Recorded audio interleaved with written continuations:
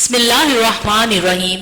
ناظرین محترم، انڈیا میں ایک بڑی عمر کے آدمی تھے، وہ فوت ہو گئے۔ کسی نے ان کو خواب میں دیکھا تو پوچھا، جی آگے کیا بنا؟ کہنے لگے، میں سخت عذاب میں مبتلا ہوں۔ اس نے پوچھا، وجہ کیا بنی؟ کہنے لگے، ایک مرتبہ ہندوؤں کی ہولی کا دن تھا اور وہ ایک دوسرے پر رنگ ڈالتے پھر رہے تھے۔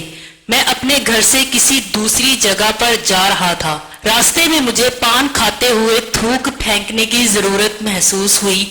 اس وقت مجھے اپنے سامنے ایک گدھا نظر آیا۔ میری طبیعت میں کچھ ایسی بات پیدا ہوئی کہ میں نے یہ کہہ دیا، ارے گدھے، تجھے کسی نے نہیں رنگا، آ میں تجھے رنگ دیتا ہوں۔ یہ کہہ کر میں نے اپنی پان والی تھوک گدھے پر پھینک دی۔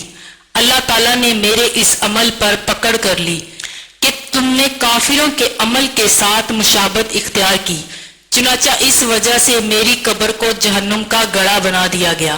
استغفر اللہ۔